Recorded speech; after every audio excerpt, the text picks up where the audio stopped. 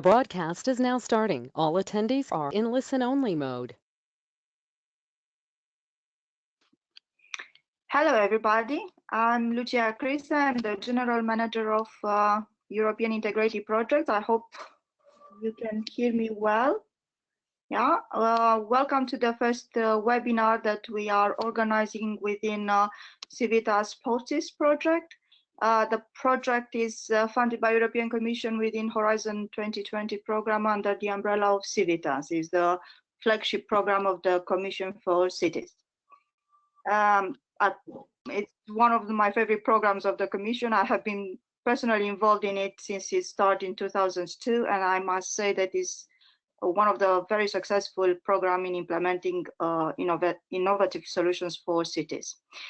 Well, the organizers of this webinar are my colleagues in Vectors. You know, Tim Durand and his colleagues are responsible in the project in Portis with capturing the most innovative ideas implemented in the cities, you know, and what they can extract from this innovation.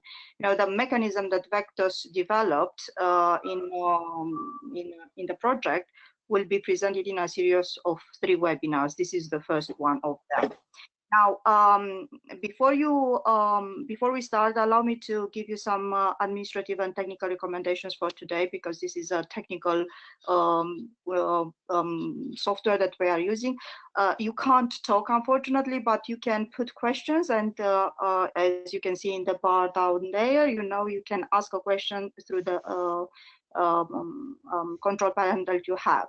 Of course, later on, you will have a very short poll. We would like your opinions on a few aspects that we discussed during the webinar, and I would like to have your opinions later. Now, probably it's better to go quickly on this one, because we have started the meeting. We have thought this meeting as a very short session, only 45 minutes, because we want to allow for a dialogue between a presentation of what we have done and a dialogue with you.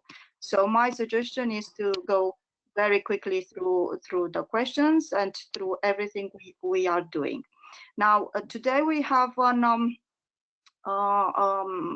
very good presence. We have from the 280 persons that have been registered to this webinar. At this moment, we have 140. So it shows a very high interest, and thank you very much for choosing time to spend with us.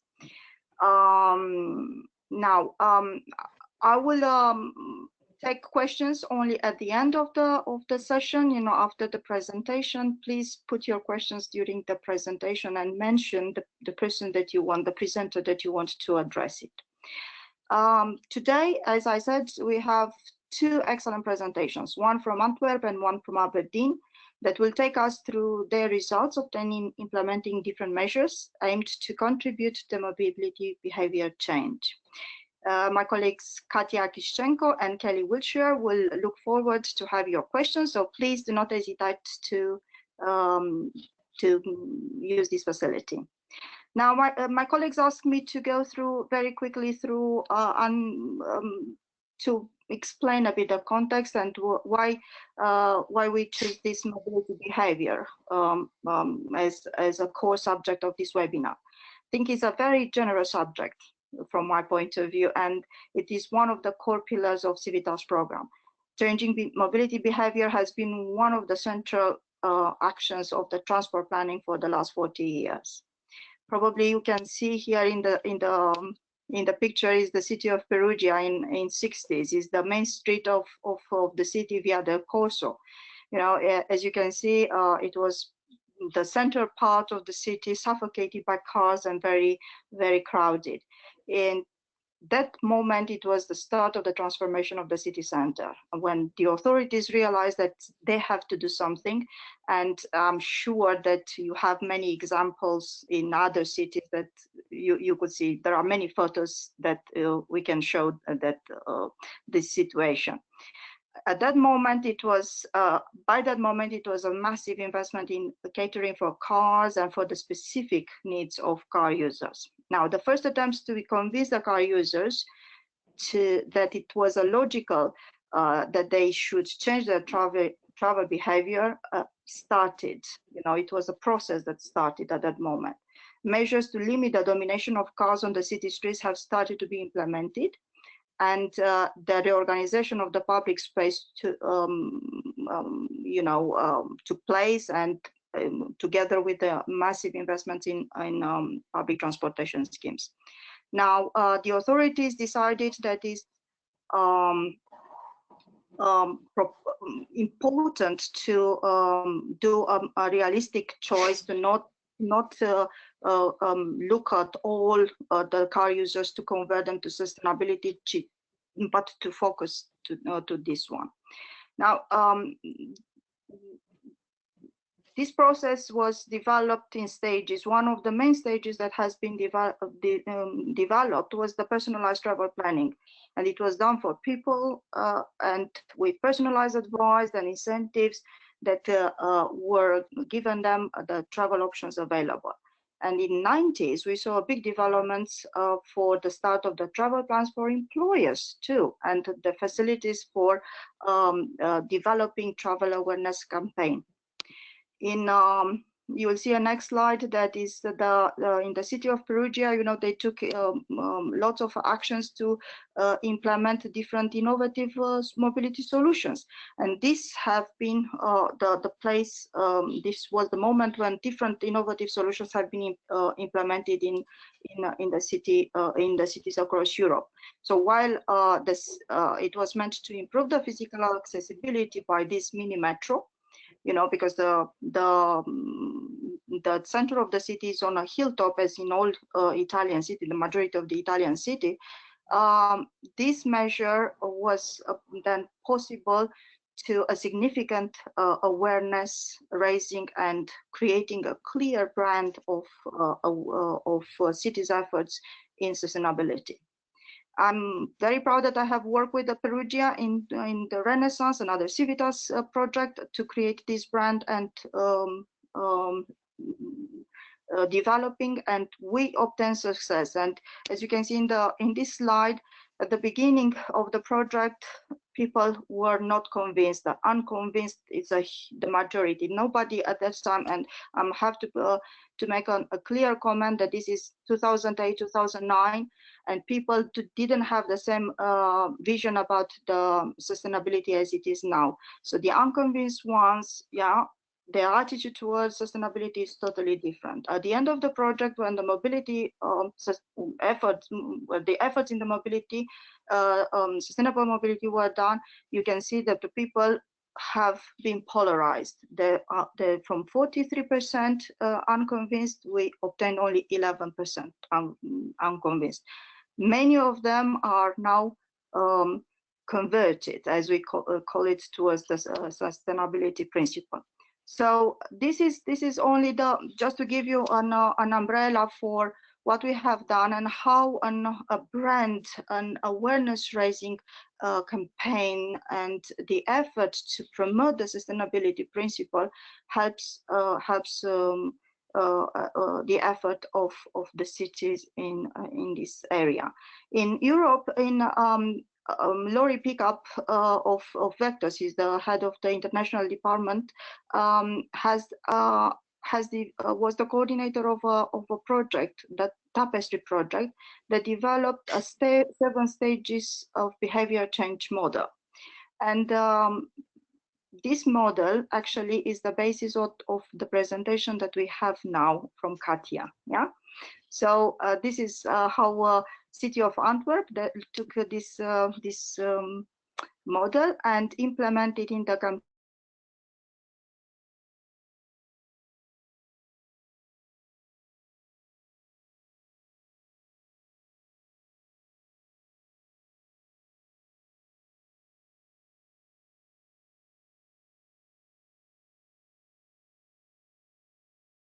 campaign that did.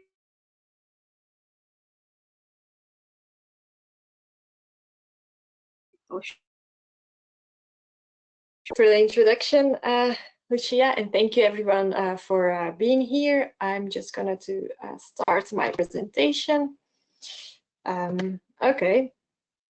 So yes, indeed, I work for Smart Waste Antwerp, which is actually a regional or local marketing strategy that we have focusing on mobility.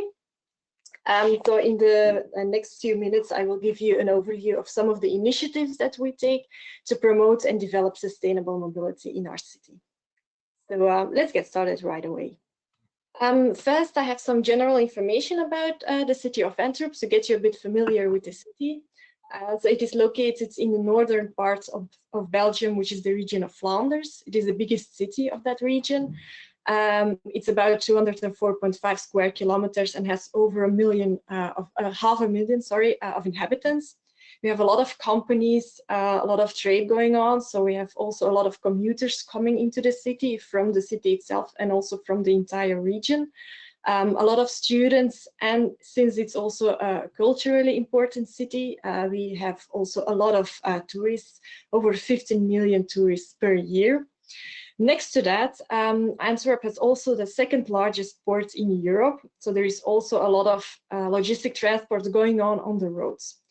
This makes the city, of course, very livable and a very vibrant city, but creates a very complex mobility situation because all these flows of inhabitants, commuters, students, visitors, and also the logistic transport are all at the same time on the roads in the city and in the region.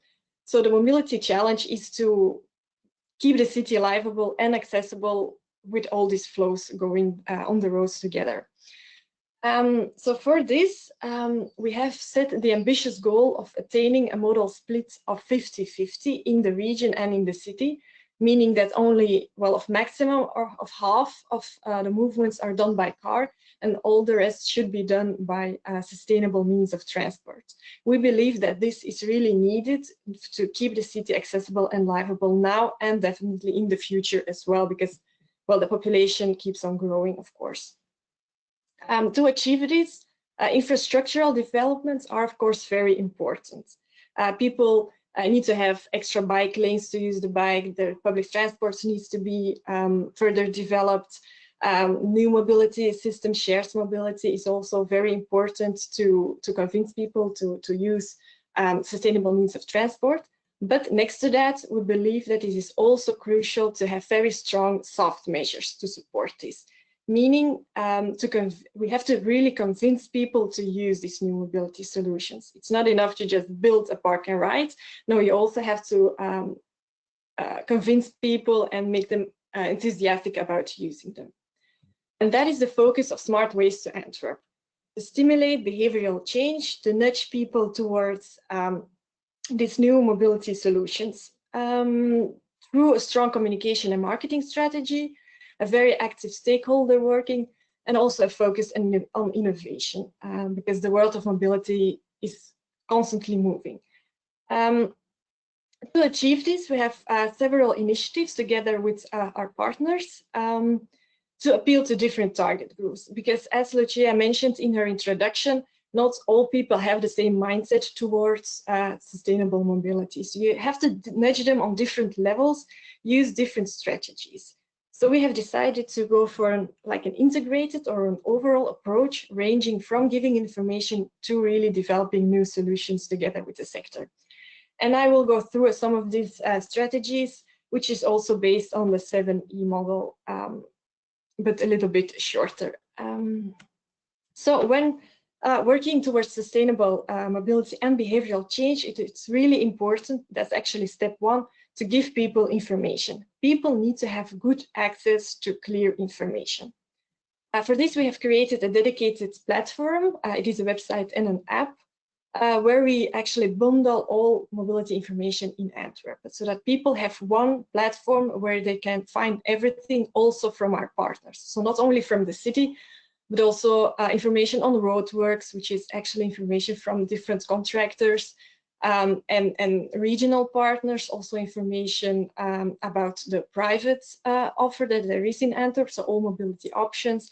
There is information about the low emission zones, news, general news about information. It's all there in this one place. Then the next step is, of course, to inspire people as well. They know now, if you give them the right information, they know which options there are. You have to make them enthusiastic about this.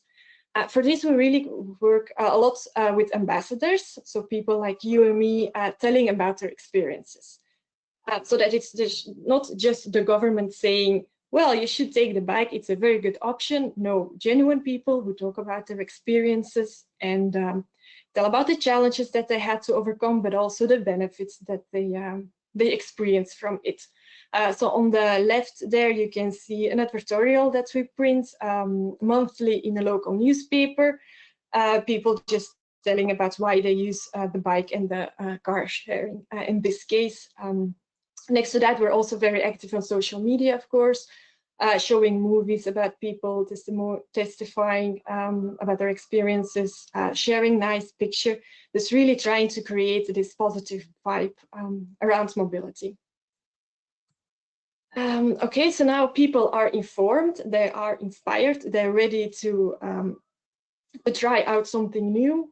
They also need the tools to do it. So you have to make it easy for them. For this reason, we have decided to create our very own multimodal travel planner.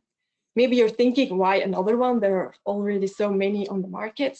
Well, the traditional travel planners usually start from the idea of using one transport mode from A to B. So you choose, I want to go by car, and then it gives options to go by car from A to B.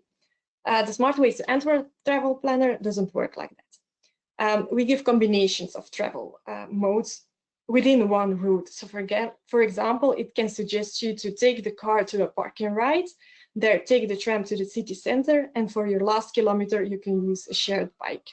So really giving smart advice and also taking into account roadworks and some personal preferences that you can set up. It's really an interesting tool, so I would definitely suggest for you to take a look at it on our website and in our app. It is available in 4 languages, and maybe it will feature in one of the next webinars within this series.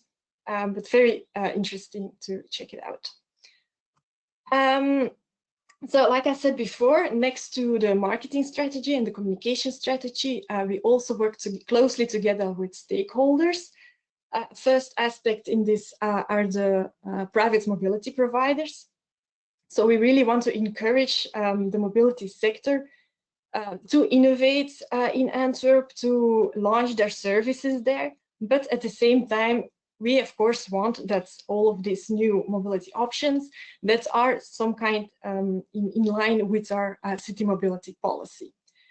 So for this, we have created like partnership framework where we support providers on different levels. Some of them just get promotional support from us. There are also programs where we give financial support. We give them access to our city network, which is also very useful for some providers, definitely startups and new ones who are not really familiar in the sector yet.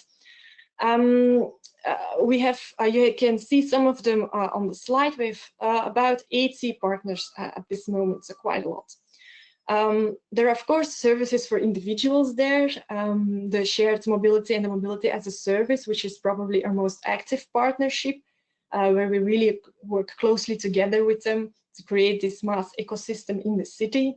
But we support also services for companies such as co-working spaces, bike leasing platforms, things like that. And of course, since we have a big port here in the city, we also want to support logistic solutions, for example, focusing on inland shipping so that we get also transport from the roads on our inland waterways. Other examples, efficiency of container transport, for example, and also urban logistics, which is also very important in the cities, especially nowadays with all this e-shopping going on. So that's for the cooperation with the private sector. As said before, Antwerp counts a lot of commuters as well. So we have set up an active cooperation with companies situated in Antwerp. because how someone who works, how an employee comes to work is for a big part influenced by the possibilities that are offered by the companies. So if you get a company car or you get a company bike, that will influence how you go to work. Is it possible to work from home, for example? All these factors is the company giving something to the employees, and we try to influence that as well. We have a team of mobility managers who help companies set up sustainable mobility company plans. We have already 115 companies in total working with us on this. And by this, we reach a target audience of almost 56,000 employees. So really not always targeting those employees directly, but using the companies as kind of an intermediary group. This is actually one of our most successful projects. So that's why I would like to go a bit more into detail to this. The starting point of such a cooperation with a company is always the mobility scan. It shows how the employees of that company are coming to work right now. So for example, here red is the car, so you can see in a certain company that 61% of the employees is coming by car right now. Then we apply some mathematical rules to that. For example, we say, okay, if an employee is living within 7.5 kilometers from its work, that is actually a good distance to go by bike. And based on these mathematical rules, we have potential for smart travel. So you can see that from this 61% that going by car, a lot of those people could switch to the bike, which is in green. You see that it increased by almost 12%. Some of them have the possibility to go by public transport. So really, this is showing the potential for those employees in that company. Based on that, the company can decide which measures it should take, firstly prioritize and see where the potential lies. Next to the mobility scan, we also examine the flexible work conditions in the company. We have created this online tool calling the FlexWork Scan with several questions that should be filled in by the company, and then it gets scores on different aspects of flexible working and also advices on how to improve that. So you can see infrastructure here, for example, only 20%, that could be better, and then we go work together with this company trying to improve that. So based on this first analysis of the mobility scan and the FlexWork scan, we sit together with the company and decide our plan of action, let's say, where to prioritize, what to start first. And that is what you can see on the slide. All our different services and support products, let's call it, that we offer to the company. It's quite a lot, and it really depends on the needs of the company, which one we apply. I will quickly go over some of the most important ones. So we have the test offer, which almost every company uses at the beginning. We have a fleet of several city bikes, electric bikes, folding and cargo bikes, but also a village bike sharing pass, some public transport passes, and pass for the water bus. And we give this this trial offer for 4 weeks to a certain company, and employees can try out different things. They can try out an e-bike for their work home movement, really free 4 weeks. This way they can try out something new and hopefully be inspired by it and be convinced by the benefits of it. And if we see, for example, when people are trying out the e-bike, we have a survey afterwards, and more than half say that they will consider buying an e-bike for all of their commuter movements, or for some parts, for example, 2 days a week. So really good results. And well, something that leans onto that is our bike discount scheme. So we say, if you are convinced, for example, after trying out an e-bike, and you want to switch from your car to the bike for at least 2 working days per week, then we give you a discount to the purchase of a new bike. This started in 2017, and by 2019, so in 2 years, we already had 1,700 participants, which is well more than we had expected, so very good. They have all different motivations from different places, so really a big group of people convinced by that. Also important within this cooperation framework is creating a network. So we don't just want to tell as a government something, but really want that companies also learn from each other. So we have thematic meetings together with different employers. We also have our CEO meetings yearly, where we really at a high level discuss some issues, show some best practices so that they are on board as well. So really creating a learning network together with all these companies that are part of the cooperation program. And if we quickly look at some results of this cooperation program, so in green you see the situation that was at the start of the cooperation, and in yellow or in orange we did an evaluation survey 2 years later, so in 2018. We really see a positive trend towards sustainable mobility. Is it all just because of this cooperation program? Well, of course not. A lot of factors contribute, but it definitely contributed as well, and we see a positive trend. We will do a new evaluation survey this year in fall, so really looking forward to how the numbers have evolved. By now, hopefully, the trend will continue, especially with the challenging situation right now. We'll see. Okay, to sum it all up, when working on behavioral change, we think it's very important to keep in mind that there is not one solution for everything and for everyone. All people are driven by different motivators, have a different mindset towards sustainable mobility. So it is important to be active on different levels, to have different target groups with different messages and different motivators to try to convince as many people as possible, of course, but also to prioritize, because you cannot do everything. You have to look for quick wins as well. So that really helps you instead of looking at everyone as just one target group.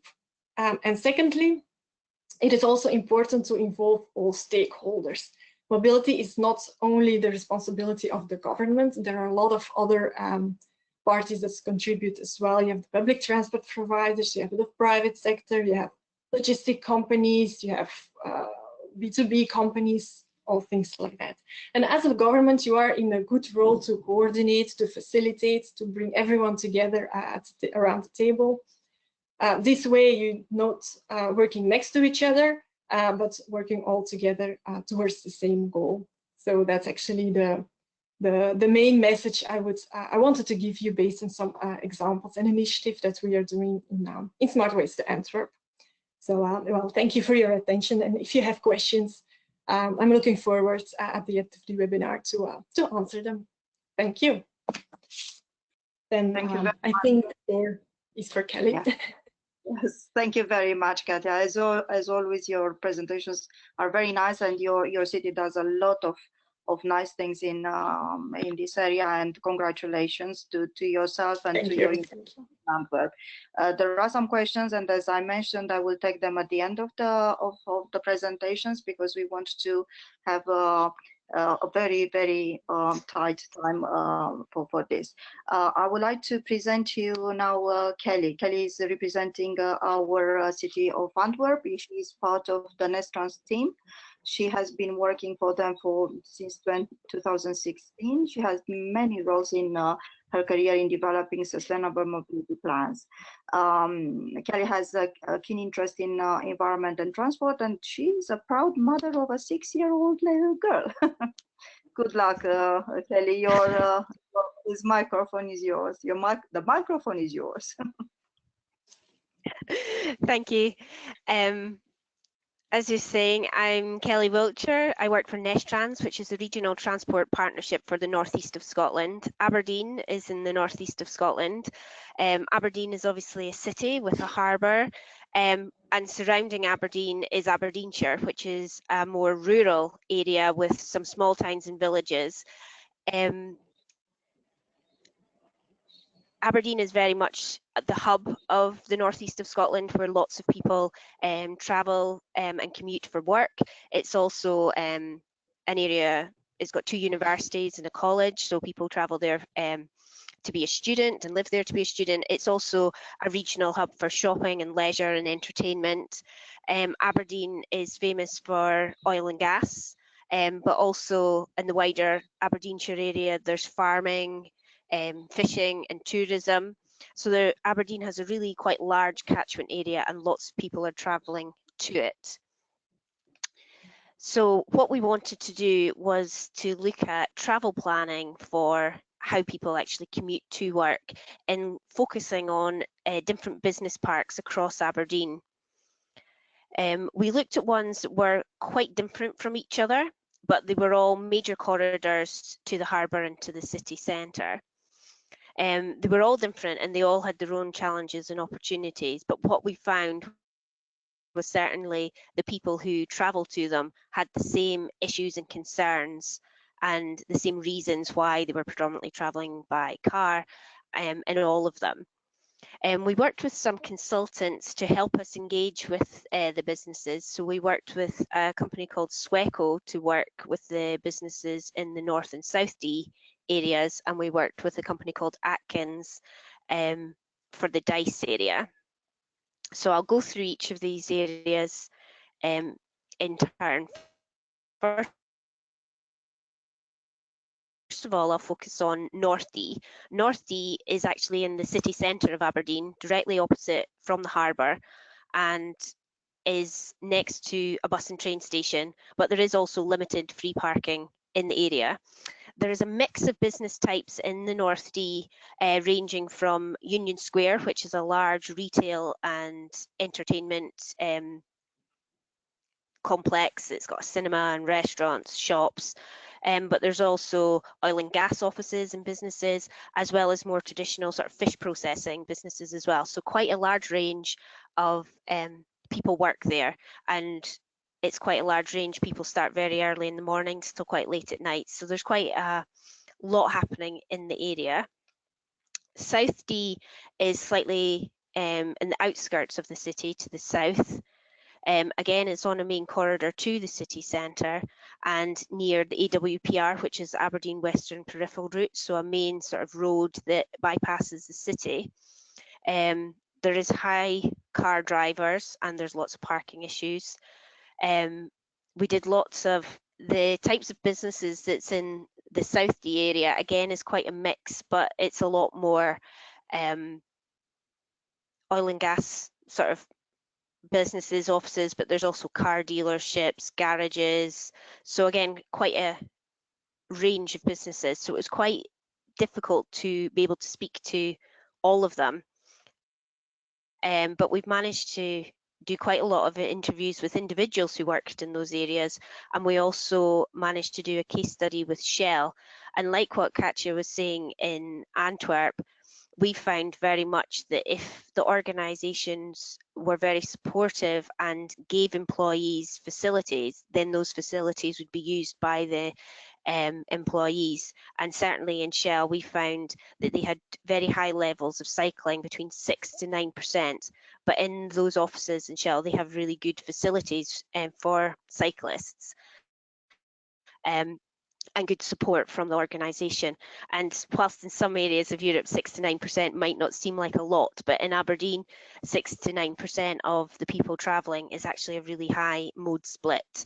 We're probably closer to about 2% or less in other areas. So I think using Shell in this area is a really good example of how they're using the same roads, travelling in the same weather, dealing with the same geographical issues, and it's a really good message that we can try and share with other locations around Aberdeen. We also looked at Dice. Dice is near the airport in Aberdeen, and for those of you that aren't aware, Aberdeen Airport, whilst it has aeroplanes, well, before this is the COVID-19 lockdown taking you places, it also has an awful lot of helicopter flights taking people offshore to work on oil rigs. So it's quite a busy airport with lots of people travelling to it for work purposes. Dice, again, is next to the AWPR, the bypass, so it's easily accessible for people by road. Again, has a really large catchment area where lots of people are travelling to work, and around 80% of people who work in Dice, certainly within the businesses we worked with, are travelling to work as solo car drivers. What we found in Dice was that we worked with 4 businesses primarily, BP, Baker Hughes, Helix Energy Solutions and SKF. And we found that if you can get the right person in an organisation who can then circulate travel surveys and information to the employees, you can get a much higher response rate. And we did a travel survey just before Christmas last year and managed to get 896 responses within those 4 businesses, as well as doing lots of direct engagement sessions. Now, the direct engagement sessions at both the North and South Dee and the Dice business parks were done primarily in foyers and reception areas of offices, so people could travel through them, and they could come over and look at stands and take away some publicity materials that we had for them, and allow us really to understand what were the concerns and issues for their travel to work, how did they travel to work, what mode did they use, and what was the reason for using that mode, and what could potentially be done that would encourage them to change their mode to a more sustainable way. Now, some people felt that they didn't have an option other than to drive because they maybe lived in a rural area, there wasn't public transport available. Others felt that public transport was perhaps not frequent enough or too expensive, and other people didn't feel safe when they were cycling, wanted segregated cycle paths, that kind of thing. So there was lots of things that came up as issues and concerns that we can now go away and have a look at and see if we can address it. And I think very much what Katja was saying is it's very much personal travel planning. There is no one answer to it. Everyone has their own individual needs and individual reasons on why they need to travel in a certain way. And it's absolutely need to work with businesses to encourage flexible working, support their employees to make these sustainable travel things, whether that's having good cycling facilities, so changing facilities, showers, lockers, cycle storage, having things that encourage people to use public transport, whether that's bus passes, season ticket travel loans, that kind of thing for rail. And also, is there any way that we could discourage people from travelling by car? Did people travel by car just because there was free parking outside of their office? Was there other ways? Would they consider using other options if that wasn't the case? And I think a lot of people were quite keen to change, but it was just the easy option. So there was certainly lots of things that we found from it. And again, what we found was it was similar issues and concerns. A lot of people chose the things that they did because they perhaps had to drop children off at school on the way to work, or were doing shopping on the way back. There was lots of different things, and having some kind of tool like what Katja was saying for Antwerp, where people could have multimodal journeys, is certainly probably the key in moving forward. So an overview, what we found in terms of lessons learned, what would we do in the future better? What would we not do again? What were things that we would certainly encourage others if they're wanting to engage with businesses? What sort of key tools or key events would we encourage them to do? So certainly one of the key issues for any business engagement, and it is easier said than done, is to try and get the correct person in the organisation who can actually circulate information, whether that's a travel survey or a link to a website or send out promotional materials, but getting that one key person who can circulate it to wider staff is really key. We found that business breakfasts are a really good way of engaging with businesses. We did 2 business breakfasts, one in Dice and one in the South Dee area, which we also invited businesses from the North Dee area to. And we found that having a business breakfast early in the morning in a quite central location where they got a free breakfast, we had lots of organisations that were offering help and support in one place, some by presentation, some by stands at the side, having lots of information, all in one place at quite a short period of time, very targeted, and then they could go off and go on to their work and carry on with their day. We found that was a really good way of engaging with people rather than setting up a sort of drop-in session where people could just come and go, but there was no real structure to it. We found business breakfasts were certainly a way of getting people to come in, bombard them with information, give them a good breakfast, and then carry on with their day. We also find engagement events in reception areas quite useful. So staff had to walk past us, whether they were going to work in the morning or going out in their lunch break or in the evening going home. It was a good way of them being able to speak to us, get some promotional materials, and also to contribute what their views were, what were the best routes to their work, and input into our study. I think as a result of it, we've got a really good understanding of the area, the challenges, and what improvements could be done. And I think that's the key now that we've done this study and we've engaged with the businesses, is to actually not just to leave it as a report sitting on a shelf, but to actually input some of this work. So we're now looking at what we can do to improve walking and cycling in the areas, how we can help encourage car sharing and using public transport in these areas. Examples in the North Dee area was that people said that they needed to use a car for work to go to meetings during the day, so that's why they needed to drive. So we've introduced an additional car club vehicle. This is a sort of carpool where people can sign up and rent a car for a very short period of time, an hour or so, so that meant that they no longer had to take their car to work, that there was cars sitting in the North Dee area that they could just book and use as part of work or personal use if they needed it as well. So we've implemented that. There was lots of issues around it not being a very pleasant place to walk or cycle around, so we're looking at ways to improve the walking by doing dropped curbs, so it's easier to be walking in the area. And we're also looking to introduce some lift share groups where people can sign up, say where they're travelling from and to, and potentially car share with each other to try and reduce the amount of solo car drivers. And also trying to encourage using public transport by promoting the bus routes, the rail timetables, and letting people know that there are buses or trains to the areas they're wanting to get to, because I think that was the thing that people just didn't think there was necessarily the frequency that there potentially was. So just being able to promote that as well. And again, encouraging businesses to actually support and encourage sustainable travel internally within their own organisations is key to make it work.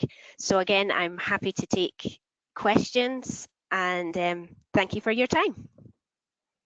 Thank you very much, Kelly. Very, very nice presentation, and I really like the detail of the organization of the schemes, and I think they are very useful for the participants.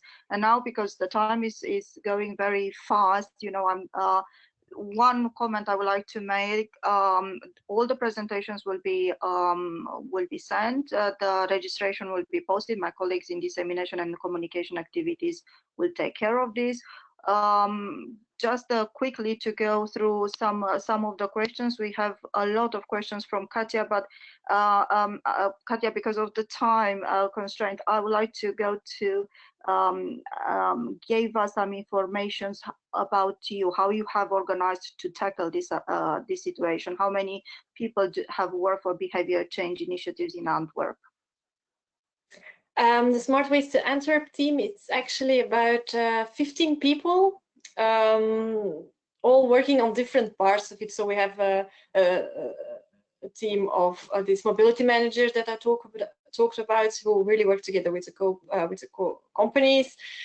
We have some people working on mobility as a service together with the private providers. We have some communication people, such as myself, who really tackle the communication and marketing, the content creation part of it. But in total, it's about 15 people, so quite a lot. And you really need this kind of people with different areas of expertise to be active on these different levels. Yes, Kelly, is the same question for you. How many people do you have involved in your organization? It's difficult to say because we work very much in partnership. Neshtrans itself only has 10 members of staff, but we're not all working on this one project or, you know, specific things. But we work closely with the local councils, Aberdeenshire Council and Aberdeen City Council, as well as wider stakeholders like the university, our NHS, our health board, the public transport operators and that. So it's very much a sort of partnership working, so we don't have, I wouldn't be able to say there's X number of people, but certainly as you're saying, Katja, it does need a large number of people with a whole cross-section of skills and abilities, whether that's communications or being an engineer. It needs a mix of people and a mix of organizations. True. Mm-hmm. Yeah, also in the different partners, you really have to have people working on that as well together with the city, in our case, for example. So yeah. Yeah, very good. I think these are probably you are not used with this type of information, the questions, but I think they are very useful for those ones that they are trying to prepare for tackling different aspects in communication and awareness and engagement activities, and having your input is very, very useful. Katja, another question for you. If we will get over the time with few minutes. We have 176 participants. It's impressive. Thank you very much for your patience and interest in our webinar. So Katja, how do you tackle with multi-stage trips such as child drop-off and something like this? Do you incorporate in your schemes, in your advice? Sorry, can you repeat the question? I didn't quite get it. How do you tackle with the multi-stage trips? So in other words, in going towards home or coming from work, you incorporate other type of trips. Do you tackle with them? Yes, we're also working on the idea of mobility hubs, for example, when you can make an in-between stop and make it easy to have different types of movements, and also really encourage or stimulate also maybe solutions that are not very familiar yet to the people. So for example, you have indeed people that have to drop their kids to school on their way to the work, so maybe they can try out like this cargo bike systems. So, but that is indeed a challenge because, like I said, everybody has different needs, and everybody has its own different type of movements, different living situation. But in the future, we would like to emphasize more this importance of mobility hubs that makes it easier to have multi-stage trips. Thank you very much. A quick one, Kelly, for you. They liked your business breakfast ideas, you know, and you had a 7% participation rate. How do you consider, how much do you have to invest in this one to have a higher level of participation? I think it's very similar to promoting this sort of webinar. You need to get the message out and to circulate it to as many people, use social media, try to get internal communications within the organisations to promote it, and the businesses to actually encourage their staff to go along in the first place. And from our perspective, you need to book a place that is pleasant, it's central, it's easy for people to get to, and certainly a free breakfast is always useful. People will generally come for a good breakfast. So I think they're the sort of key things, but yeah, the communication side of it and encouraging what is in it for them and why it is useful for them to come along and what they're going to learn and what grants might be available or other help and support, and what all the different organisations that are going to be there might be able to help them. So it's very much promoting it as a useful thing that if you come along to this, you might actually get support for your business or organization. Yeah, thank you very much. One comment I have to make: I live in Italy, you know, and Italian breakfast won't accommodate such an such a scheme. So I think it's very important to understand that the scheme, the engagement part of it, and to be creative in how you engage people, in what type of methods you have to have in engaging the people. And the last questions I put up to both, you know, to you, what are the main arguments to convince companies to change employees' mobility? So Katja first, please. Thank you.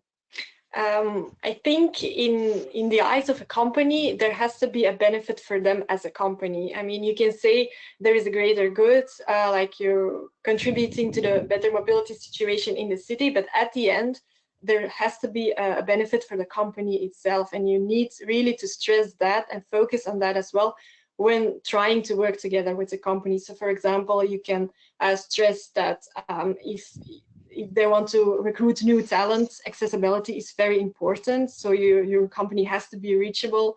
You can stress that the productivity increases when people are getting in a comfortable way to their work.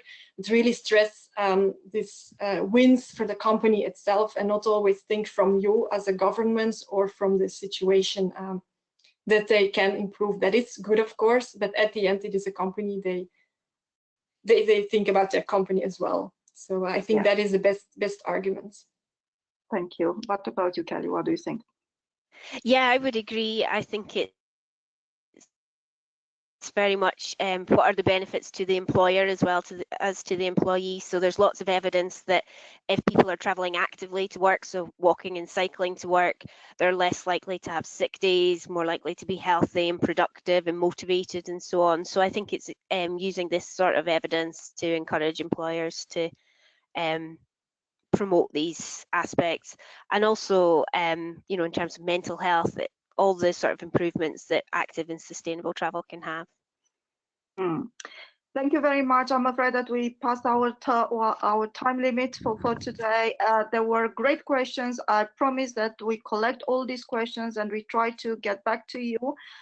We will have the presentations, the registrations, and the questions replied. Thank you very, very much for your interest. And I would like to inform you that there will be other two seminars, webinars that we will organize. My colleagues in Vectors will organize them. You know, as you can see on the screen, the first one, it will be about the digital dimension. So we understood the human dimension, and then we try to understand the digital dimension, and we finalize with the physical dimension aspects in the project. Within those seminars, webinars, we will feature the other 3 cities involved in Portis, Constanța, Klaipėda, and Trieste. And if you want to furthermore to find out about mobility behavior tactics, issues, aspects, research, evidences, go on the Mobility Behavior Knowledge Center. You have the website there, and you can go and you can have even your mobility footprint done.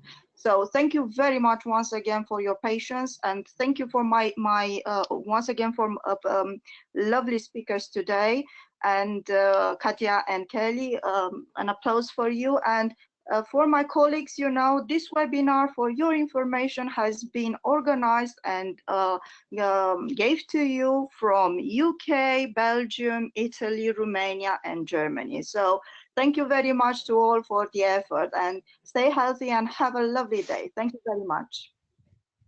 Thank you. Thank you. Bye. Bye.